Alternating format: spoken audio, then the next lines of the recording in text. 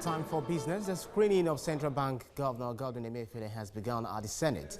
Though the governor had a successful appearance before the Committee on Banking, his tenure approval still requires the nod of the entire upper legislative chamber. Lara Folai reports analysts are saying he indeed deserves a second term.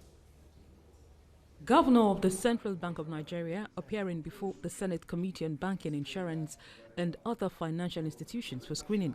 This is against the backdrop of the letter written to the Senate by the President that Mr. Emefiele be screened for a second term.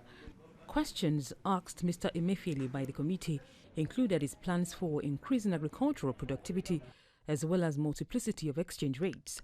The committee is now to present its report to the upper chamber for final approval. Emefiele deserves it. He has worked hard. You see, you can't really tell the story of how the economy exited recession without mentioning the role of the central bank. In terms of exchange rates, we've also seen stability for many months now. And of course, he has also done a lot in growing our external reserves. He has, under the CBN, demonstrated very strong, dynamic, effective and efficient macroeconomic leadership in the country. And that has boded well for the economy.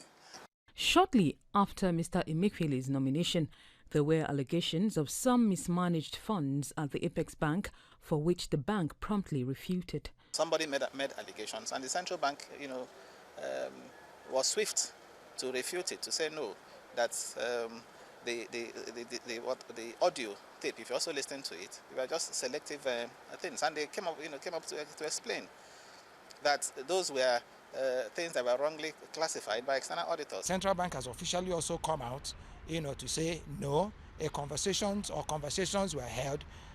What you had was a voice and voices of, agents of the CBN, but they had little or nothing, to do, with the issue of any theft. Following Mr. Emefiele's appearance at the Senate committee, the upper legislative chamber is now charged with the responsibility of confirming his reappointment. The central bank governor is now being advised on possible policy initiatives if his confirmation becomes a reality. We need more consolidation of the effort of the bank, particularly making sure also that other players like the fiscal authorities, industrial policy and trade policy, they're all coming in line to deliver our economic recovery and growth plan. And I feel so confident. Mr. Emefiele was first appointed Central Bank Governor in June 2014. Lara Folai, TVC News, Abuja. And the Federal Inland Revenue Service has planned to eliminate multiple taxation in the country.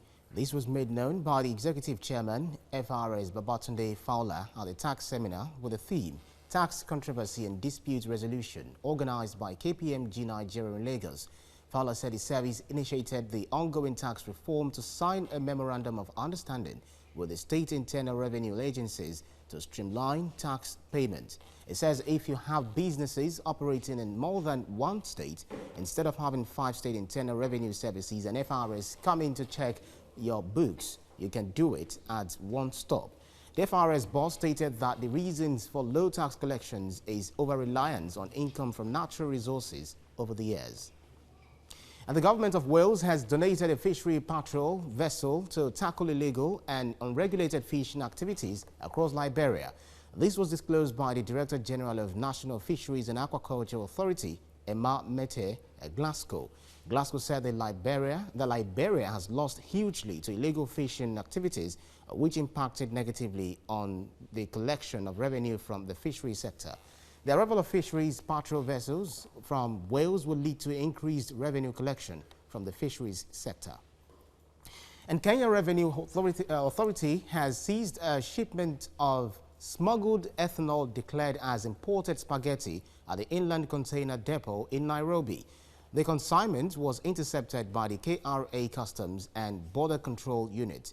The consignment believed to be imported from the United Arab Emirates with an assessed tax value of more than 15 million shillings hidden in 420-foot containers that arrived at the Kenya Port Authority.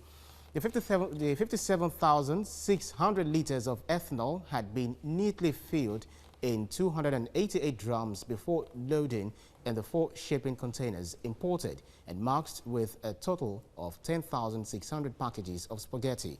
The carrier officers, in conjunction with the Directorate of Criminal Investigations, have launched a probe against the importers and the clearing agents.